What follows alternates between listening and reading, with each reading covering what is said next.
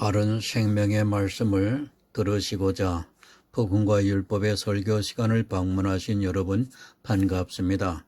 이 시간 야고보서 강의 34번째 시간으로 혀는 곧 불이요라고 하는 사근소 제목을 가지고 여러분들에게 말씀을 풀어 전하고 있습니다. 지난 시간에 이어 이번에 두 번째 시간입니다. 여러분, 이 시간을 통해서 바로 영적인 문제를 해결할 수 있는 지혜로운 구원에 이르는 시간이 되기를 간절히 사모하면서 말씀을 전하고자 합니다. 오늘 성경의 본문은 에베소서 2장 15절을 보겠습니다. 신약 312쪽이 됩니다. 원수된 것, 곧 의문에 속한 계명의 율법을 자기 육체로 폐하셨으니 이는 이 둘로 자기 안에서 한 세 사람을 지어 화평하게 하시고. 여러분, 의문은 죽이는 것입니다. 그런데 그들의 혀에서 죽이는 독이 가득하다고 말씀을 하고 있습니다. 정말 이 시대 성경의 기초가 얼마나 잘못되었는가를 깨닫지 못하면 다 죽는다는 것을 깨달아야 합니다. 이 죽이는 독이 가득한 혀를 누가 가지고 있는가 하면 바로 교회 안에 있는 사람들이 가지고 있다는 말씀입니다. 계속해서 말씀을 드립니다. 야고보서는 흩어져 있는 유대인들 중에서 예수 그리스도를 믿는 사람들에게 보내는 서신입니다. 그들이 이제까지 조상 대대로 율법을 지켜왔기 때문에 예수를 믿는다고 하면서도 율법을 지키고 있는 그들에게 이 편지를 보내고 있습니다. 그러면서 이제 너희가 예수 그리스도를 믿는다고 하면, 아니 예수 그리스도의 십자가를 안다면 행함이 있는 믿음을 보이라고 말씀을 하고 있습니다. 그 행함이 있는 믿음이 바로 율법을 폐하는 것입니다. 죽이는 독이 가득합니다. 이 시대도 역시 죽이는 독이 그 혀에 가득합니다. 그런데도 그 말을 듣고 오히려 주님의 은혜라고 말을 하고 있습니다. 아니, 믿음으로 한다고 말을 하고 있습니다. 얼마나 세뇌가 되어 있으면 믿음과 율법을 분별을 못하고 자기를 죽이는 그 말을 하고 있습니다. 의문에 쓴 계명의 율법을 자기 육체로 폐하셨습니다. 이 말씀을 모릅니까? 그러니까 성경에 기록이 되어 있는 모든 율법에 대해서 문자 그대로 우리 육체로 지키는 것을 폐하셨다는 말씀입니다. 그런데 이 말씀을 믿지를 않아서 행함이 있는 믿음이 없고 오히려 그 혀에 죽이는 독으로 가득하다는 말씀입니다. 당시 유대인입니다. 그런데 이방의 복음이 전해지고 2000년이 지났습니다. 지금은 어떻습니까? 사실 이 말씀은 흩어져 있는 유대인들에게 보내는 편지입니다. 그러니까 이제까지 조상 대대로 율법을 지켜왔던 유대인들 중에서 예수 그리스도를 믿는다고 하는 사람들에게 보내는 편지입니다. 하지만 불행하게도 교회는 종교가 되어서 이스라엘과 같이 율법주의로 변하고 말았습니다. 다시 말씀을 드립니다. 율법을 다 지켜서 율법주의가 아닙니다. 단 한 가지라도 지키고 있다면 율법주의라는 것을 여러분이 바로 알아야 합니다. 성경에 나오는 모든 율법을 지키라고 한다고 해서 율법주의가 아닙니다. 단 한 가지라도 그것을 지키라고 하고 있다면 독이 있는 혀가 된다는 것을 지금 야고보가 가르쳐 주고 있는 말씀입니다. 11조가 믿음입니까? 아니, 믿음으로 들었습니까? 내가 믿음으로 드렸던, 진심으로 드렸던, 정말 주님의 은혜가 너무 감사해서 드렸던 그것은 의문에 쓴 계명의 율법으로 성경에 기록이 되어 있습니다. 그렇다면 11조를 내고 있고 그것을 정당하게 생각하고 있다면 그는 율법주의입니다. 그 11조를 내라고 하는 그 말에 죽이는 독이 있다는 말씀입니다. 독입니다. 영혼을 죽이는 독입니다. 그것이 죄가 아니라 교회 안에서 행하고 있는 율법과 성도의 삶과 그리고 은사가 죽이는 독이 되고 있다는 것을 성경이 가르쳐주고 있습니다. 의문은 죽이는 것이라고 고린도 후서에서 분명히 말씀을 하고 있고 그 의문에 무엇인가를 에베소에서 말씀을 하고 있습니다. 죽이는 것으로 가득합니다. 이 시대도 역시 그 죽이는 것으로 가득하면서도 자기 안에 무엇이 있는 줄을 모르고 있습니다. 모든 율법이 나를 죽이는 것이 아니라 단 한 가지의 율법이 나를 죽이고 있다는 것을 알아야 합니다. 그 죽이는 독이 지금 이 시대에 얼마나 많이 있는가를 깨달아야 합니다. 행함이 있는 믿음이 없습니다. 그러다 보니까 그 입에는 죽이는 독만 가득하고 있습니다. 아니, 말만 꺼내면 죽이는 독을 내뿜고 있는 것이 이 시대 교회 안에 있는 사람들의 말입니다. 하지만 이런 말을 하고 있으면서도 자기가 무엇을 하고 있는지 모르고 있습니다. 지혜가 없으면 이렇게 된다는 것을 가르쳐 주고 있지만 생명에 대한 지혜를 구할 생각도 하지 않고 있습니다. 왜 안 믿습니까? 성경의 기초가 되는 말씀입니다. 의문에 쓴 계명의 율법을 자기 육체로 배하셨습니다. 이것이 기초입니다. 그런데 이 기초를 든든히 세우지를 못하고 있습니다. 안 믿는 이유는 계속해서 그런 말을 들었기 때문이고 이 시대는 특히 그것을 믿음이라고 말을 하고 있습니다. 말이 됩니까? 11조를 믿음으로 드린다는 것이 말이 됩니까? 그거를 모르면 그것이 말이 됩니다. 말이 안 되는 것을 말이 된다고 하고 있습니다. 이것이 교회 밖에 있는 사람들의 혀가 아니라 교회 안에 있는 사람들의 혀이고 그 안에는 죽이는 독으로 가득 차 있으면서도 혀를 길들이지 못해서 그런 말을 하면서 사람들을 독으로 죽게 하고 있습니다. 죽이는 독입니다. 의문은 죽이는 것입니다. 예수 그리스도의 십자가에서 이 의문에 쓴 계명의 율법을 폐하셨습니다. 성경이 이렇게 명확하게 가르쳐주고 있지만 이 시대 율법을 안 지키고 있는 교회가 어디 있습니까? 심지어는 예배까지도 율법으로 정해놓고 지키고 있습니다. 지금 한국 교회는 통일된 예배 시간을 만들어서 지키고 있습니다. 그것이 다 율법이라는 것을 모르고 그것을 지키라고 말을 하고 있습니다. 율법은 죽이는 독입니다. 죽이는 독이라고 분명히 말씀을 하고 있는데도 율법을 지키고 있다면 그는 너무 어리석습니다. 아니, 이 시대는 세뇌가 되어서 율법이 믿음이 되어 있으니까 독이라고 생각도 하지 않고 있습니다. 믿음의 비밀을 모르고 그저 믿음이라고 하면 모든 것이 다 믿음이 되고 있습니다. 골로새서 2장 14절을 보겠습니다. 신약 326쪽이 됩니다. 우리를 거스리고 우리를 대적하는 의문에 쓴 증서를 도말하시고 제하여 버리사 십자가에 못 박으시고. 사람들의 혀를 길들일 수 없습니다. 왜 길들이지를 못하고 있는가 하면 예수 그리스도의 십자가를 믿지 않고 있기 때문입니다. 우리를 거스리고 우리를 대적하는 의문에 쓴 증서를 도말하시고 제하여 버리사 십자가에 못 박으셨다고 말씀을 하고 있지만 이 의문이 무엇이라는 것을 모르고 있습니다. 성경을 보면 뭐합니까? 100번을 읽어도 율법에 대해서 이 말씀이 기초가 되어 있지 않으면 아무 소용이 없습니다.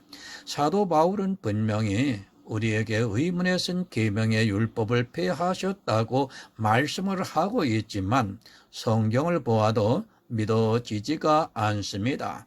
믿지를 못하니까 행함이 있는 믿음이 있을 수 없습니다. 이 말씀이 믿어져야 행함이 있는 믿음을 가질 수 있는데 믿어지지가 않으니까 죽이는 독이 가득한 율법의 행위를 말하고 있습니다. 기초입니다. 이 기초가 흔들리면 죽이는 독에 죽는 것입니다. 하지만 사람들은 이 기초가 되어 있지를 않습니다. 성경에는 분명히 율법을 지키라는 말씀이 너무도 많이 있어서 어느 말씀이 맞는지 어느 말씀이 기초가 되는지를 모르고 있습니다. 죽이는 독입니다. 그런데 하나님께서 그것을 지키라고 말씀을 하겠습니까? 성경을 잘못 해석하고 있는 것입니다. 율법을 지키라는 말씀이 있습니다.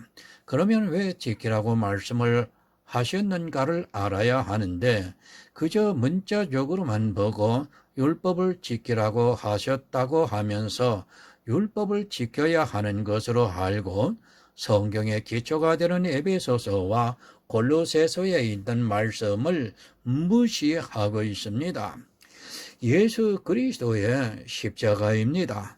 이 십자가를 모르면 죽이는 독이 가득한 혀로 말을 하게 되어 있습니다. 의문은 죽이는 것이기 때문에 주님께서 이 세상에 오셔서 십자가에서 그 의문에 쓴 계명의 율법을 폐하셨습니다. 하지만 율법을 모르다 보니까 죽이는 말로 가득합니다. 율법, 죽이는 독입니다. 단 한 가지의 율법만 지켜도 그 독에 의해서 죽습니다. 그리고 성도의 삶이라고 하는 성화도 역시 마찬가지입니다. 육체의 모양을 내려고 하는 그 모든 것이 다 죽이는 독이 있습니다. 은사도 마찬가지입니다. 그러나 이 은사는 율법과 성화와는 조금 차이가 있습니다. 두 가지는 어느 모양이라도 내 육체를 통해서 나타나고 있으면 독으로 인해서 죽습니다. 그러나 은사는 안 행할 수 없습니다. 복음을 전하기 위해서는 반드시 은사를 통해서 전하고 있습니다. 그러나 이 은사도 독이 있다는 것을 알아야 합니다. 우리가 은사를 안 행할 수는 없지만 그것으로 예수 그리스도의 의가 가려지고 있다면 차라리 은사를 행하지 않는 것이 낫습니다. 이 시대에 은사를 두려워하지 않고 있습니다. 그것이 독이 있다는 것을 생각하지도 않고 있습니다. 율법도 성도의 삶이라고 하는 성화도 독이 있다는 것을 모르고 그들이 은사에 독이 있다는 것을 어떻게 알겠습니까? 성경에서 사람의 이성으로 좋은 것은 반드시 독이 있다는 것을 알아야 합니다. 독이 있어도 모릅니다. 성경은 분명히 의문은 죽이는 것이 있다고 말씀을 하고 있습니다.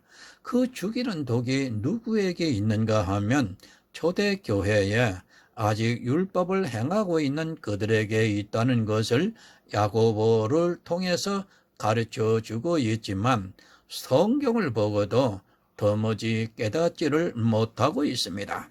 고린도전서 12장 3절을 보겠습니다. 신약 277쪽입니다.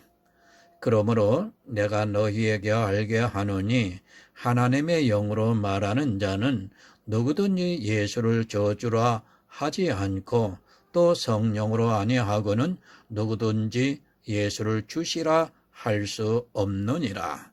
왜 모릅니까? 이 말씀 때문입니다. 성령이 아니고는 누구든지 예수를 주시라 할 수 없다는 이 말씀을 그저 문자 그대로 보고 이 말씀대로 예수를 주라고 하면 마치 자기들이 성령을 받은 자인 것으로 오해를 하고 있습니다. 그저 예수 그리스도를 부르면서 주여 주여 하는 것으로 마치 자기가 믿음이 있는 것으로 알고 있고 또 성령을 받은 것으로 오해를 하고 있습니다. 새 번역을 보겠습니다. 그러므로 나는 여러분에게 알려드립니다. 하나님의 영으로 말하는 사람은 아무도 예수를 저주를 받아라 하고 말할 수 없고, 또 성령을 입히지 않고서는 아무도 예수를 주님이시다 하고 말할 수 없습니다. 여러분, 예수는 주님이십니다. 교회 안에서 예수 그리스도를 부르면서 주여 주여 하는 것이 성령을 받은 자입니까? 죽이는 독이 가득한 혀를 가지고 있으면서도 사람들이 이 말씀을 너무 쉽게 생각을 하고 있습니다. 내가 주시라고 할 때는 분명히 주라고 하는 이유가 있어야 합니다. 그저 내가 주여 주여 한다고 해서 주가 되는 것이 아니라는 것을 바로 깨닫기 바랍니다. 마태복음 7장 21절을 보겠습니다. 나더러 주여 주여 하는 자마다 천국에 들어갈 것이 아니요 다만 하늘에 계신 내 아버지의 뜻대로 행하는 자라야 들어가리라. 주님께서 말씀을 하셨습니다. 나더러 주여 주여 하는 자마다 전국에 다 들어가는 것이 아니요 다만 하늘에 계신 내 아버지의 뜻대로 행하는 자라야 들어간다고 말씀을 하고 있습니다. 하지만 이 시대는 그저 교회에 나와서 주여 주여 하고 있으면 자기가 성령을 받은 것으로 생각하고 있고 또 천국에 들어가는 것으로 오해를 하고 있습니다. 아버지의 뜻이 무엇입니까? 내 아버지의 뜻은 아들을 보고 믿는 자마다 영생을 얻는 이것이니 마지막 날에 이를 다시 살리리라고 말씀을 하고 있습니다. 교회 안에 있으면서 아무리 주여 주여 해도 소용이 없습니다. 성경은 계속해서 같은 말씀을 하고 있습니다. 야고보서에서도 믿음에 대해서 말씀을 하고 있고 모든 성경이 예수 그리스도를 믿으라고 말씀을 하고 있습니다. 그런데 어떻습니까? 가장 기초가 되는 것을 안 믿고 있습니다. 안 믿으니까 어떻게 합니까? 행함이 있는 믿음이 없고 그 혀에 죽이는 독이 가득한 것입니다. 교회에서 아무리 주여 주여 해보아야 아무 소용이 없습니다. 그가 예수 그리스도를 믿지 않고 있는데 어떻게 구원을 받을 수 있습니까? 아니, 주라고 하지 않고 있다는 것을 알아야 합니다. 율법을 지키고 있습니까? 성도로서 성화된 삶을 살고 있습니까? 그리고 은사를 통해 나타나는 것으로 하나님께 영광을 돌리고 있습니까? 이 사람들은 마태복음의 말씀과 같이 주여 주여 하고 있습니다. 하지만 아버지 뜻대로 하지 않고 있습니다. 아버지 뜻대로 하지 않고 있으면서도 교회 안에서 주여 주여 한다고 해서 자기가 성령을 받은 것으로 착각을 하고 있습니다. 아닙니다. 성령을 받았습니까? 그렇다면 반드시 아버지 뜻대로 행하고 있습니다. 그 아버지의 뜻은 아들을 보고 믿는 그것입니다. 아들을 보고 믿는다는 것은 예수 그리스도께서 이 세상에 오셔서 이루신 구속의 일들을 성경을 통해서 보고 믿는다는 말씀입니다.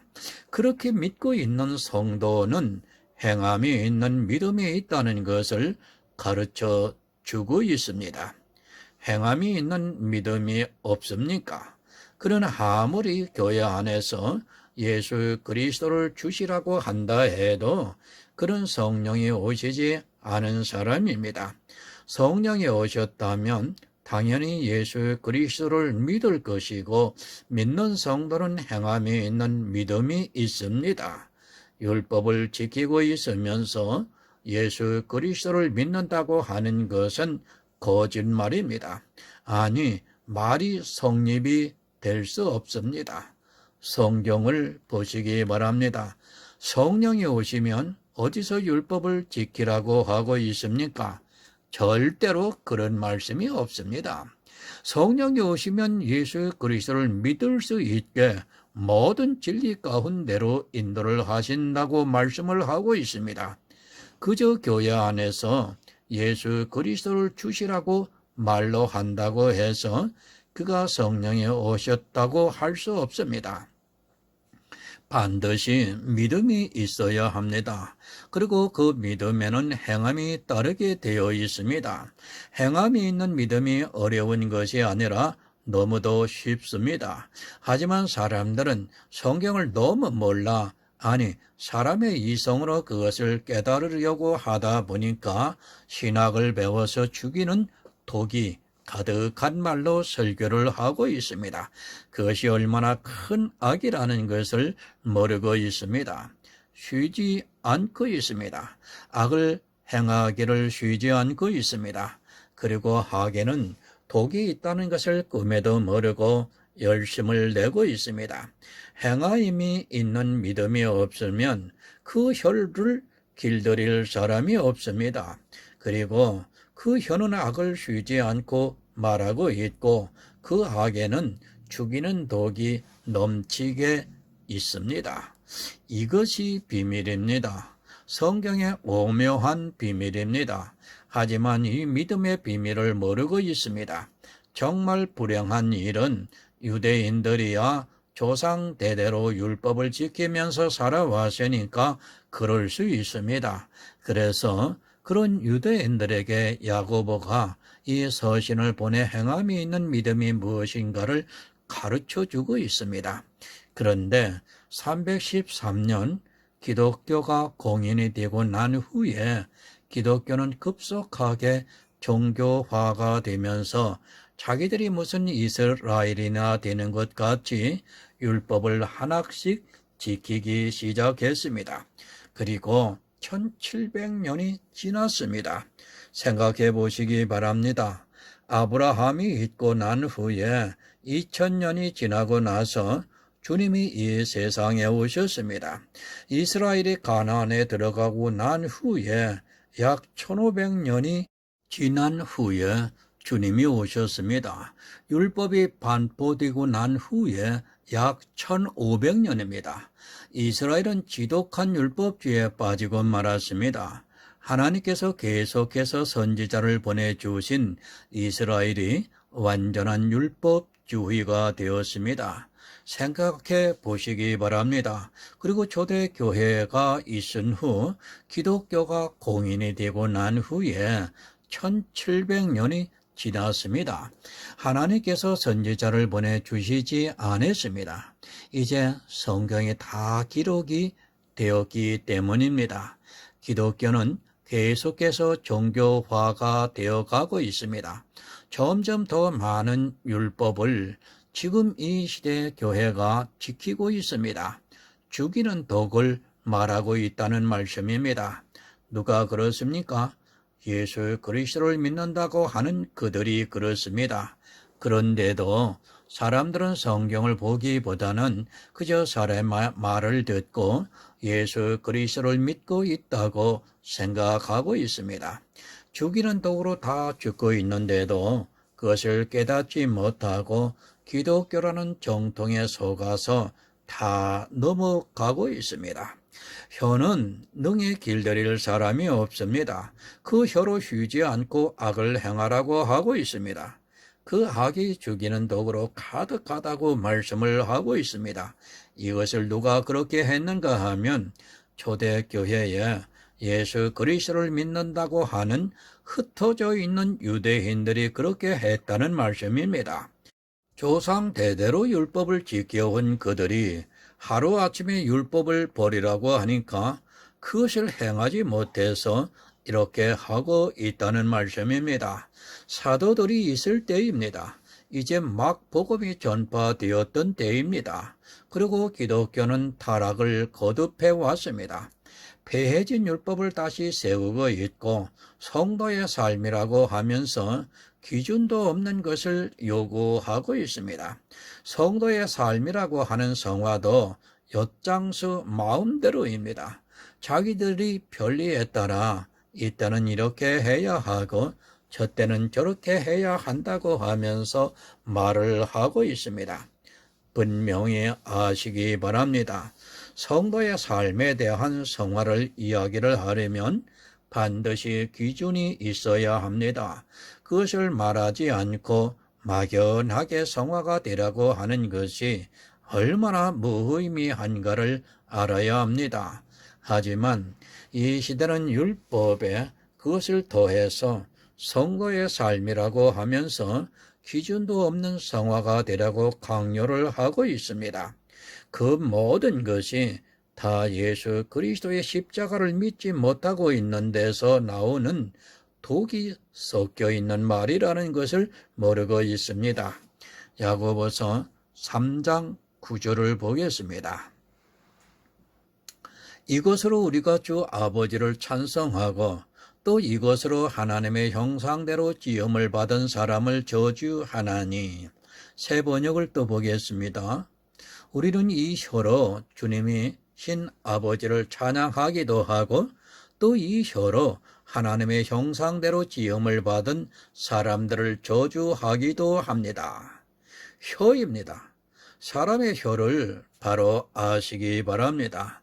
사람의 입에서 나오는 말이 어떠하다는 것을 바로 알고 있어야 합니다. 그 혀로 아버지를 찬송하기도 합니다.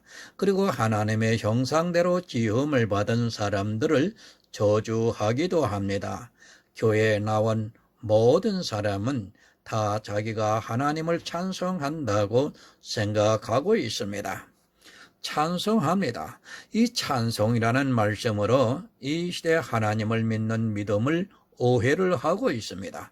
이 시대 가장 믿음의 방해가 되는 것 중에 하나가 바로 이 노래입니다. 교회 안에서 부르고 있는 노래가 얼마나 믿음을 방해하고 있는가를 모르고 있습니다. 자기들이 부르고 있는 그 노래를 가지고 마치 하나님을 찬송하는 것으로 오해를 하고 있습니다. 노래가 아닙니다. 정말 우리가 믿음을 얻기 위해서는 이 모든 것을 다 버릴 수 있는 마음을 가져야 합니다. 교회가 종교가 되다 보니까 지금 교회 안에는 너무 많은 찬송가들이 있습니다. 그것을 부르면서 마치 자기가 하나님을 찬송하는 것으로 오해를 하고 있습니다.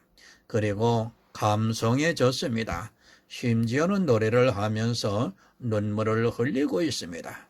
아니, 교회 안에서 찬송을 하면서 이런 경험을 누구나 했을 것이라고 생각합니다.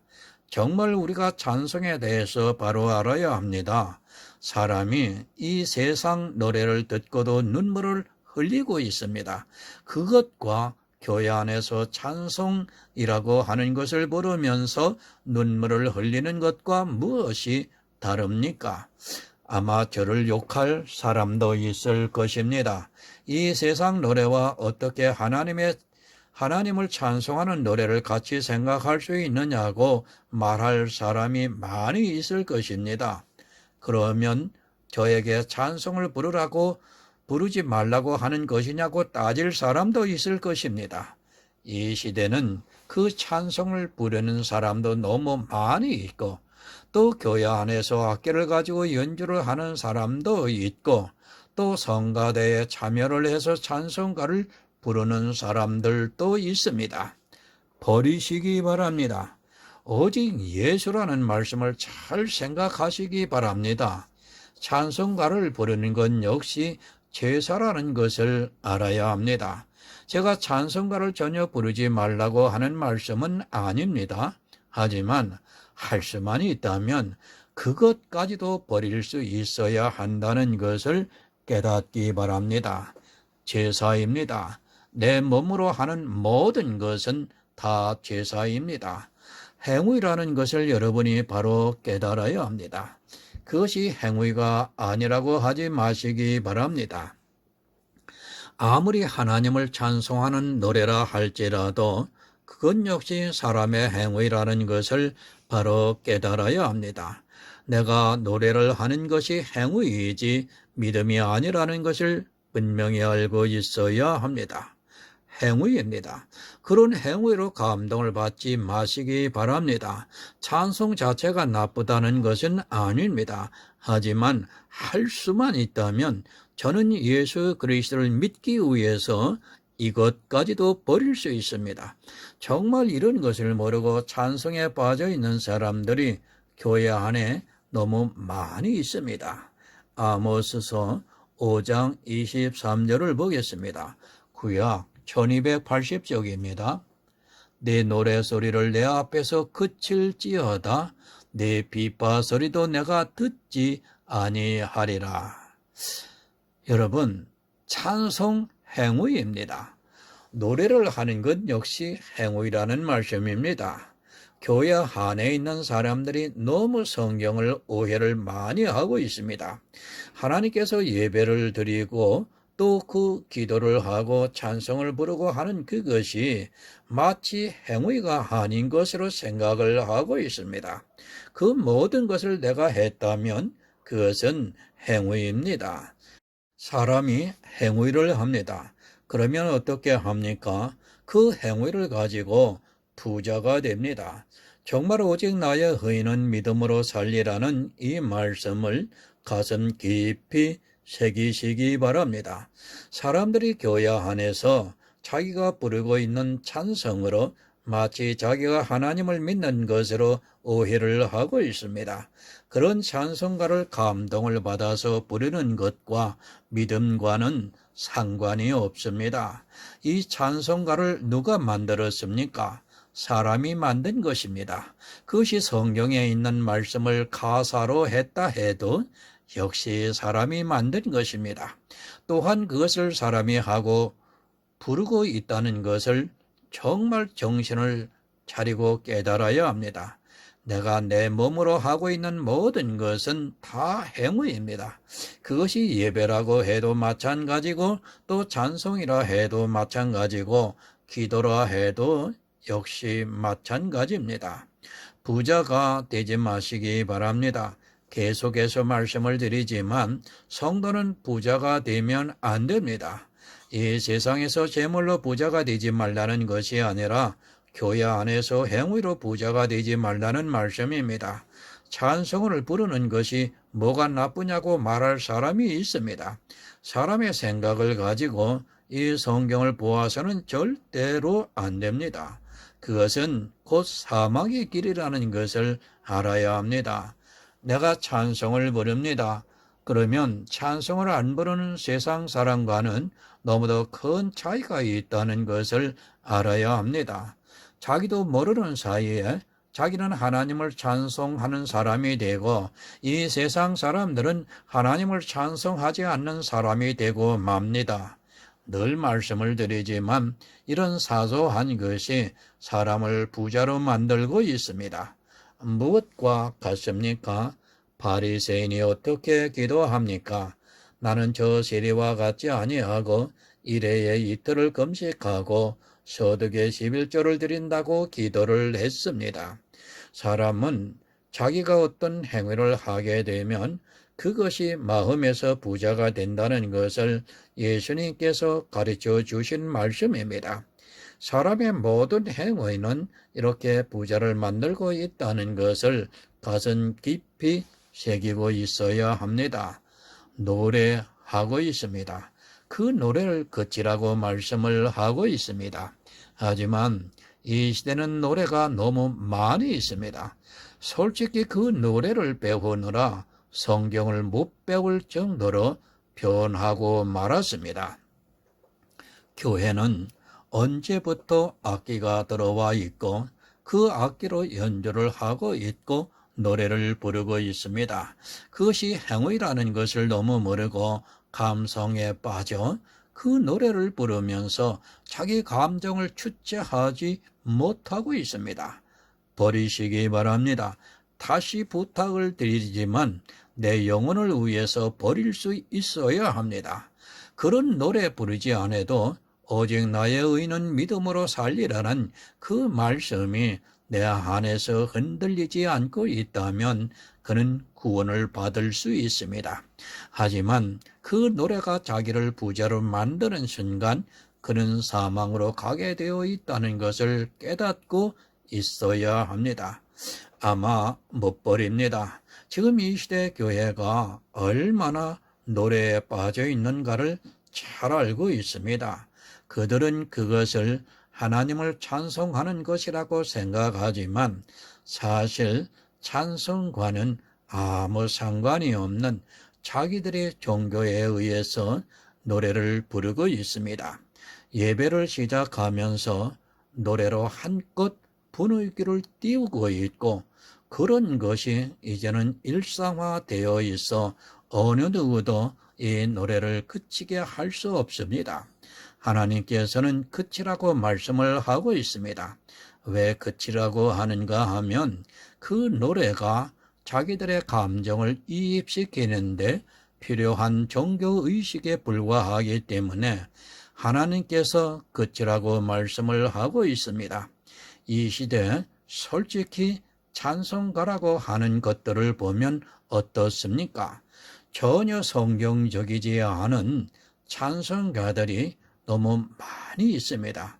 설령 성경 구절을 그대로 노래로 만들었다 해도 그 뜻을 모르고 있다면 그것은 그저 이 세상 노래에 불과하다는 것을 깨달아야 합니다. 왜 찬송을 부르고 있습니까? 하나님을 찬송하기 위해서입니까? 말은 그렇게 하지만 그것은 자기들의 감정을 이입시키기 위해서입니다. 사람은 이 세상 노래에도 감정이 오르게 되어 있습니다. 그렇게 감성적으로 제사를 드리는 것이 얼마나 복음을 방해하고 있다는 것을 모르고 이 시대는 사람이 만들어 놓고 그것도 복음이 없는 사람들이 만들어 놓은 노래를 부르고 있습니다. 저는 안 부릅니다. 아니, 부르고 싶지 않습니다. 그런 노래를 부르기보다는 내 생명에 대해서 더욱 가까이 가고 싶습니다. 성경에서 예수 그리스도를 알기에도 제 평생의 시간이 부족하다고 생각하고 있는 사람입니다. 그런데 그런 의미 없는 노래를 하면서 아까운 시간을 낭비하고 싶지가 않습니다. 이 강의를 보고 들은 사람이 많이 있습니다. 그러나 그 중에서 과연 노래를 그칠 수 있는 사람이 몇이나 될 수 있는지 저도 잘 모르겠습니다. 하지만 100명이 이 설교를 듣고 본다면 아마도 10명 이내가 되지 않을까 싶습니다. 이미 너무 오랫동안 찬송을 노래로 불러왔고 또 성경과 찬송가가 함께 있다 보니까 그것을 마치 성경의 일부로 생각하는 사람들이 많이 있습니다. 오직 성경입니다. 그리고 첨삭된 것을 버릴 수 있어야 합니다. 성도는 성경을 보고 그 안에서 예수 그리스도의 은혜를 알아가고 있습니다. 성경 외에 첨삭이 된 그것에 마음을 빼앗기지 않고 있습니다. 이 시대는 너무 종교화가 되어 있어서 지각을 잃어버려서 자기가 무엇을 하고 있고 그것이 자기에게 어떠한 영향을 준다는 것을 전혀 깨닫지 못하고 있습니다. 아모스 8장 10절을 보겠습니다. 구약 1283쪽입니다. 너희 절기를 내 통으로 너희 모든 노래를 애곡으로 변하며 모든 사람으로 굵은 배로 허리를 동이게 하며 모든 머리를 대머리 되게 하며 독자의 죽음을 인하여 애통하듯 하게 하며 그 결국으로 곤고한 날과 같게 하리라. 여러분, 노래입니다. 이 노래는 하나님을 찬송하는 노래입니다. 그러나 이 찬송이 결국에는 애통으로 변하게 된다는 것을 말씀하고 있습니다. 정말 우리가 바로 깨달아야 하는 것이 있습니다. 제가 하나님을 찬송하는 것이 나쁘다는 것은 아닙니다. 그러나 지금과 같은 노래로 하는 찬송은 자기의 행위가 되고 그것이 결국에는 부자를 만들고 있다는 것을 깨달아야 합니다. 사람이 부르는 노래입니다. 물론 성경에는 노래하는 자들이 있었던 것을 제가 부인을 하는 것이 절대로 아닙니다. 하지만 아무리 노래하는 자가 있었다 해도 그것으로 자기가 부자가 되는 순간에 그는 사망에 이르게 되어 있습니다. 그만 사망에 이르는 것이 아니라 그 노래를 따라하고 있는 모든 사람이 다 사망에 이른다는 것을 깨달아야 합니다. 노래도 은사입니다. 은사가 있기 때문에 악기를 연주를 하고 또 노래를 부를 수 있습니다. 하지만 그 은사에는 독이 있다는 것을 늘 기억하고 있어야 합니다. 아무리 그 찬양이 내 마음을 감동을 해주고 있고 정말 주님의 은혜가 느껴지게 만들고 있다 해도 그것은 나를 또 다른 부자로 만들고 있다는 것을 명심하고 있어야 합니다. 부탁드립니다. 예수 그리스도를 얻기 위해서는 다 버리시기 바랍니다. 성경에 찬송, 찬양, 그리고 노래라는 말씀이 많이 나오고 있습니다. 그리고 그것을 하라고 말씀을 하고 있습니다.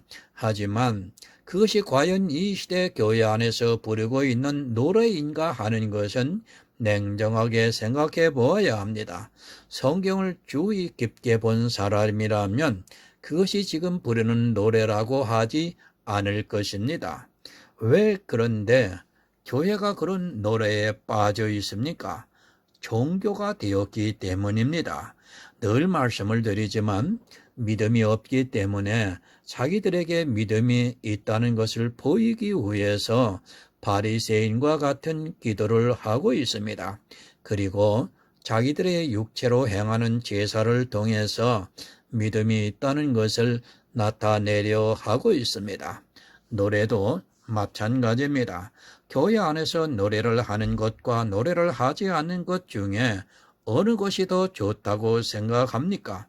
질문을 하는 제가 바보 같은 질문을 했습니다. 사람들은 누구나 노래를 하고 싶어 합니다. 더구나 하나님을 찬송하는 노래라면 더 말할 필요도 없습니다. 실제 그 노래를 함으로 해서 마음의 감동을 받고 있는데 제가 말을 해서 무슨 소용이 있겠습니까? 우리가 냉정하게 생각해 보시기 바랍니다. 과연 초대교회에서 지금 우리와 같은 노래를 불렀는가 하는 것을 생각해 보면 됩니다. 지금과 같이 악기로 연주를 하면서 모든 교인들이 마음껏 큰 소리로 마음의 감동을 받는 대로 노래를 했는가를 생각해 보시기 바랍니다. 사도들이 복음을 전한 초대교회에 그런 노래를 불렀는가를 성경을 통해서 살펴보시기를 바랍니다. 물론 정확하게는 기록이 안 되어 있습니다. 하지만 우리는 초대교회의 사정을 너무도 잘 알고 있습니다. 초대교회는 300년 동안 로마의 박해를 받아왔습니다. 물론 지속적으로 300년 동안 받은 것이 아니라 어느 왕 때는 박해를 받았고 어느 왕 때는 박해를 받지 않았습니다. 그러나 대부분의 기간 동안에 박해가 있었고 자기를 그리스도인이라고 밝히지를 못했던 시대입니다. 지금과 같이 예배를 드렸다고 생각합니까? 그것이 아닙니다. 아직까지 터키나 그리스 같은 곳에 가면 유적으로 남아있지만 카타콤이라는 것이 있습니다. 그리고 성경에 나오는 다락방 같은 곳에서 예배를 했습니다.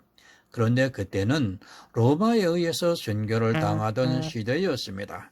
그런 시대에 지금과 같은 예배를 드리면서 찬송을 마음껏 부를 수 있었다고 생각하십니까? 어느 왕 때는 30년 이상 박해를 받았습니다. 과연 그때의 찬송을 부를 수 있었다고 생각을 하고 있습니까? 심한 박해가 없었더라도 초대교회 성도들은 지금과 같은 노래를 한다는 것은 꿈에도 생각을 하지 못했습니다. 로마에 의해서 핍박을 받던 300년 동안에는 예배를 하는 것과는 숨어서 했습니다. 지금과 같이 건물도 짓지도 못했고 아무리 박해가 없었다 해도 역시 마음 놓고 노래를 부를 정도는 아니었었다는 것을 깨달아야 합니다. 그들이 구원을 못 받았습니까? 절대 아닙니다. 노래를 부를 수 없었던 그때에 가장 많은 선교자가 나왔고 그때 가장 많은 성도가 있었다는 것을 여러분이 깨달아야 합니다. 그들은 찬송이라는 노래를 부르지 않았지만 선교를 당했습니다. 그리고 그들을 성도라고 부르고 있습니다. 지금 우리가 부르는 노래를 부른다는 것은 상상도 못한 그들이 성도라는 것을 잊지 마시기 바랍니다. 저는 그렇게 생각합니다. 그들이 부를 수 있었던 환경이 되었다 해도 안 불렀을 것이라고 생각하고 있습니다. 성경 어디에도 지금과 같이 악기를 연주하고 노래를 불렀다고 기록되어 있지 않습니다. 물론 구약에 다윗이 노래하는 사람들을 제사장들 중에서 두었다는 것을 알고 있습니다. 하지만 구약의 모든 사건은 그림자라는 것을 늘 생각하고 있어야 합니다. 노래, 애곡으로 변합니다. 제사와 같이 부르고 있는 노래가 반드시 애곡으로 변하고 만다는 것을 기억하시기 바랍니다. 아마 주님이 다시 오시는 날까지 교회는 자기들의 생각에 더 은혜로운 찬송을 만들어서 부르게 될 것입니다. 그리고 그런 찬송을 부르는 자기의 행위를 보면서 자기가 마치 성도나 된 것처럼 생각을 하게 될 것입니다. 종교로 변해 있는 교회는 더 많은 노래를 만들어서 사람들로 감성에 빠지게 만들고 있다는 것을 바로 아시기 바랍니다. 초대교회로 가시기 바랍니다. 그것이 성경에서 우리에게 보여주고 있는 표본입니다. 그러나 이 시대는 성경을 보면서도 깨닫지를 못하고 있습니다. 그저 자기들의 생각에 따라 성경에 기록이 되어 있는 찬송, 찬양, 노래라는 단어를 보고 수많은 노래들을 만들어서 부르고 있습니다. 그 노래를 배우느라 성경을 보는 것을 소홀히 하고 있습니다. 아니, 성경을 보는 것보다 노래를 배우고 그것을 부르는 것을 더 좋아하고 있습니다. 그 결과가 애곡으로 변한다는 것을 가르쳐주고 있지만 노래에 취해서 빠져나오지를 못하고 있습니다. 여러분, 오직 예수입니다. 다시 부탁을 드리지만 예수 그리스도를 얻기 위해서는 그것이 내 이성적으로 생각할 때 너무도 좋은 것이라 해도 성도는 버릴 수 있어야 합니다. 그런 노래에 빠지지 마시고 진짜 하나님을 찬송하는 것이 무엇인가를 성경을 통해 바로 깨닫기 바랍니다. 예수 그리스도의 은혜를 깨닫고 찬송을 하는 성도가 되어야 구원을 받을 수 있고 하나님께서 그것을 원하시고 있습니다. 여러분, 감사합니다. 이번 시간에는 이것으로 마치고 다음 시간에는 이 신령한 노래에 대해서 자세하게 말씀을 더 드리고자 합니다. 감사합니다.